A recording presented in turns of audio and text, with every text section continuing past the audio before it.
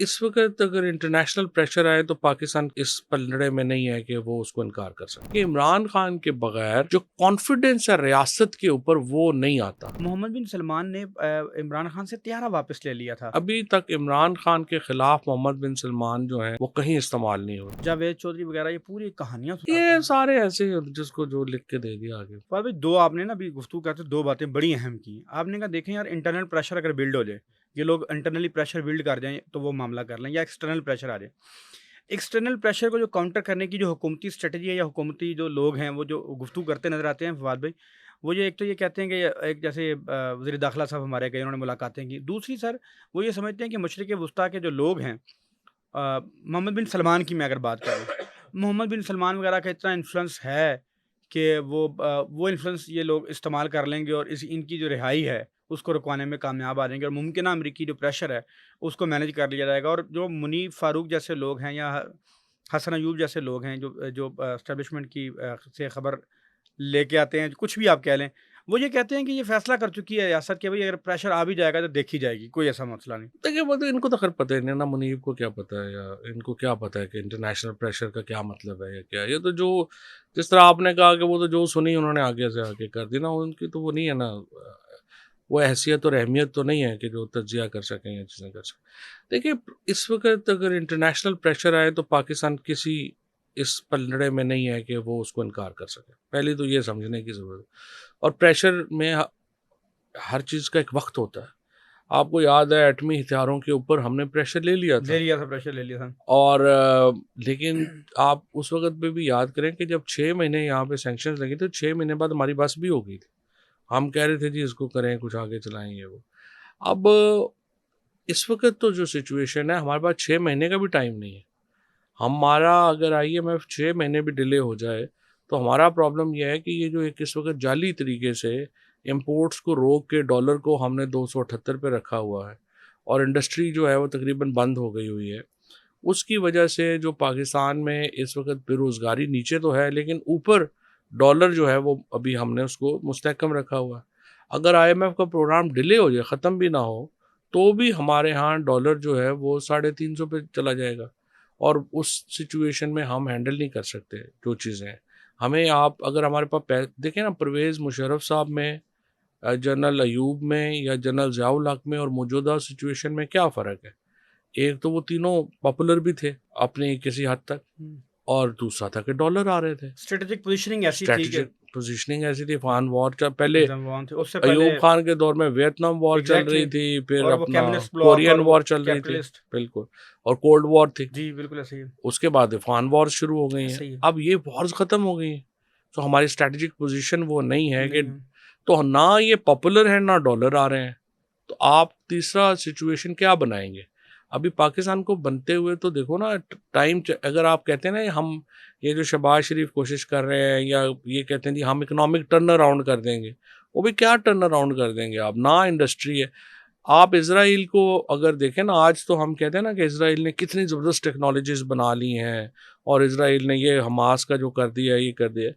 आप ज़रा इज़राइल का पढ़ें, 1985 was the year when they started in जो इसके अंदर इन्वेस्टमेंट्स और अपनी एचआर डेवलप करने में। 50 साल लगे हैं इज़राइल को भी यहाँ पहुँचते हुए जहाँ पे वो आज पहुँचा है। ऐसे ही है। 85 से उन्होंने शुरू किया।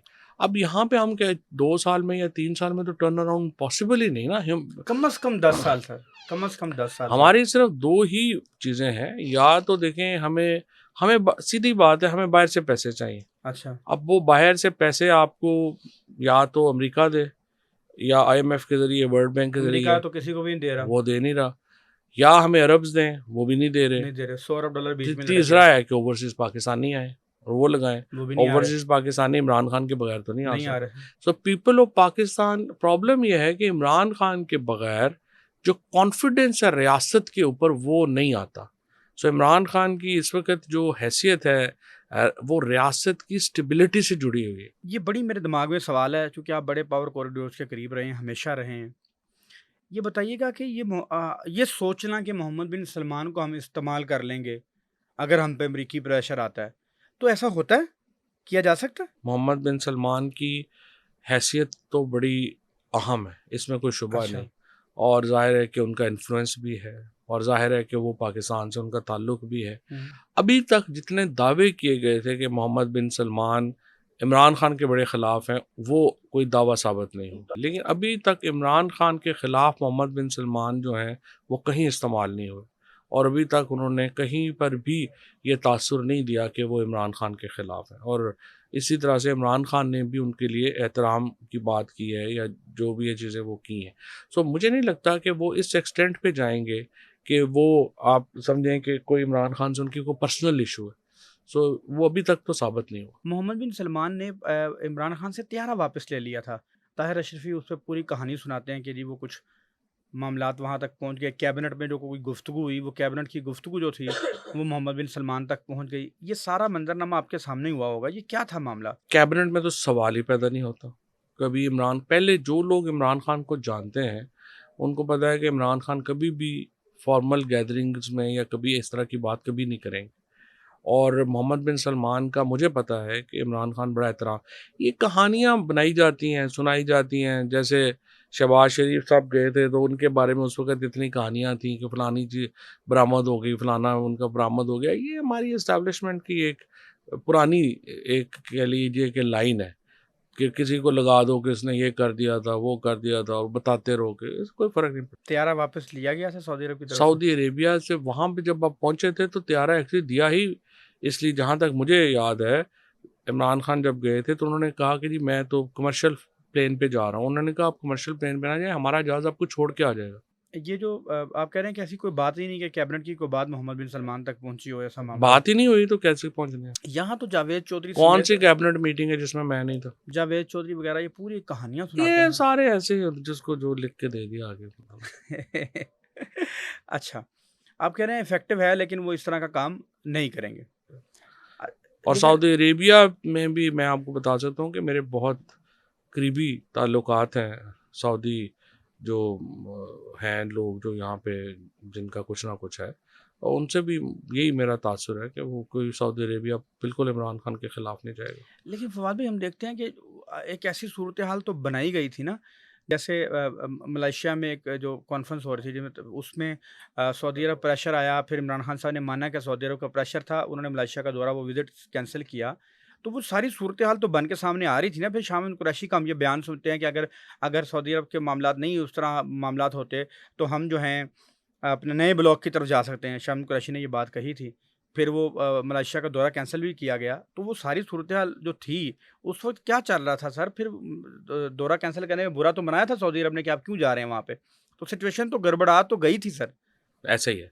मैं आपको बताऊँ 1951 में जब कोरियन वियतनाम वॉर शुरू हुई जी, है, जी। उस वक़्त नेहरू ने ये कह दिया कि हम तो गैर जानबदार रहेंगे, हुँ। और पाकिस्तान ने वेस्टर्न ब्लॉक को, अमेरिका को अपनी खिदमात पेश कर दी कि नहीं हम तो आपके साथ हैं। चॉइस वाज़ कि आप गैर जानबदार रहें या आप जो है वो उसमें चले जाएँ या रशिया के साथ चले जाएँ। 51 ऑनवर्ड हमारी एक पोज़ीशनिंग रही है, और पोज़ीशनिंग ये रही है कि हम वेस्टर्न जो अलाइज़ हैं, उनकी जंगें लड़ते रहे हैं, और बाद में अरब पैसा जो है वो हमें मिलता रहा है। पहले शुरू में अरबों की हमने मदद की, 51 से ऑनवर्ड हमारा, हमने पहले कहा ही ये था अमेरिका को और इनको कि देखें हम, आप सिर्फ ना सिर्फ हमारी मदद करें, बल्कि हम ये अरब ब्लॉक को आपके करीब लेके आएँगे।